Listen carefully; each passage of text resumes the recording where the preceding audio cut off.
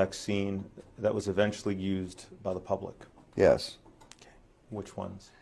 Well, rubella, rotavirus, rabies, and I've made contributions here and there to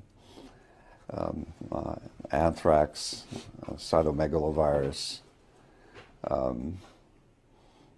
varicella. Your work related to vaccines, how many fetuses have been part of that work? My own personal work, 2. I'm going to hand you what's been marked Plaintiff's Exhibit 41. Okay.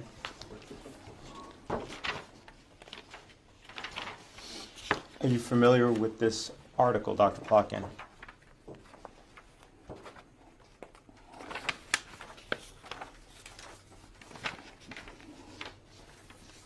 Yes.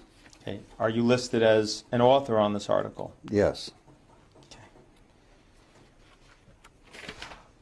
This study took place at the Wistar Institute, correct? Yes. You were at the Wistar Institute, correct? Yes. How many fetuses were used in the study described in this article? Quite a few. So this study involved 74 fetuses, correct? I don't remember exactly how many. Turn to page 12 of the study.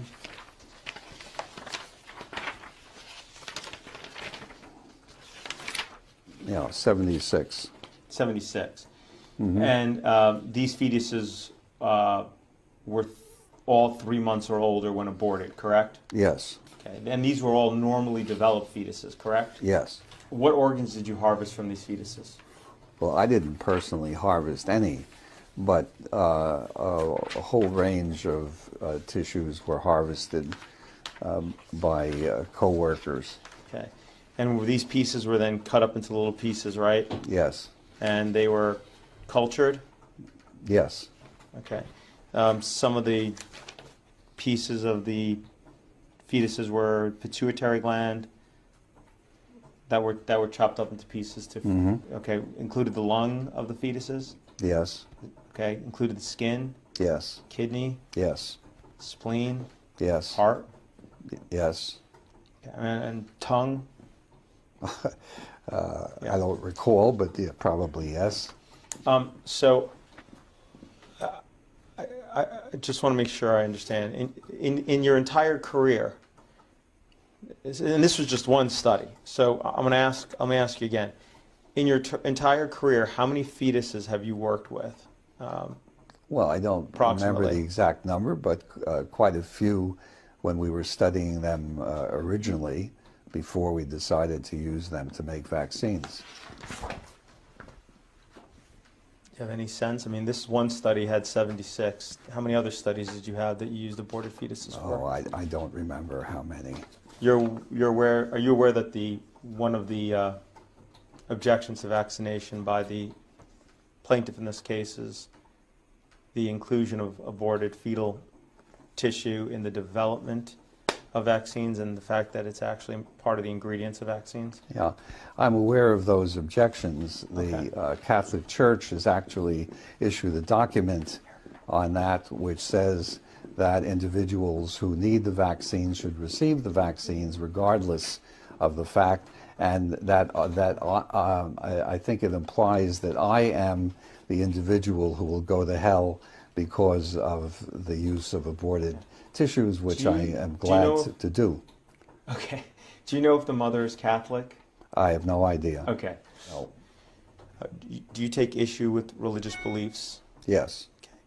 Okay. You have said that, quote, vaccination is always under attack by religious zealots who believe that the will of God includes death and disease? Yes. You stand by that statement? Have you ever used orphans to study an experimental vaccine? Yes. Have you ever used the mentally handicapped to study an experimental vaccine? I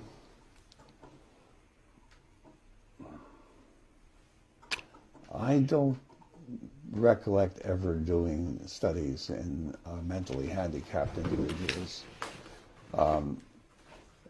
At the time, in the 1960s, it was not an uncommon practice.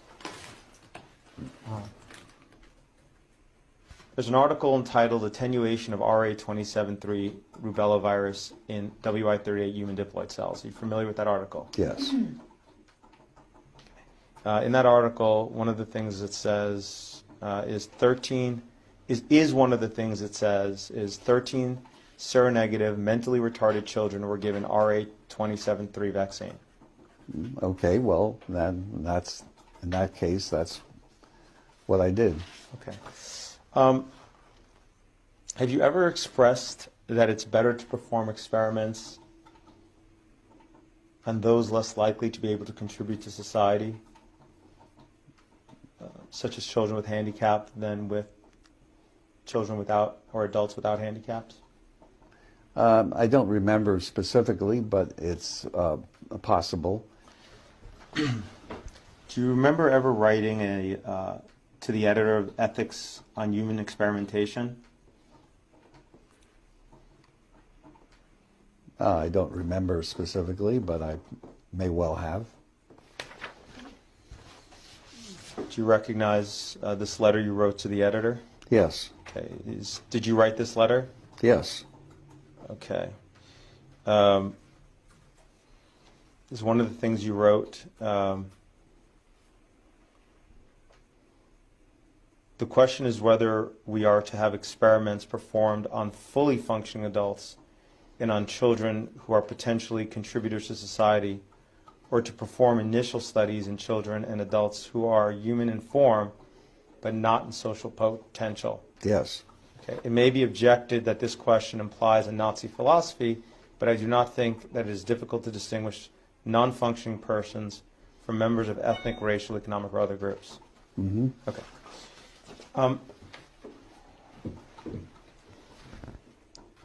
Have you ever used babies of mothers in prison to study an experimental vaccine? Yes. Have you ever used individuals under colonial rule to study an experimental vaccine? Yes.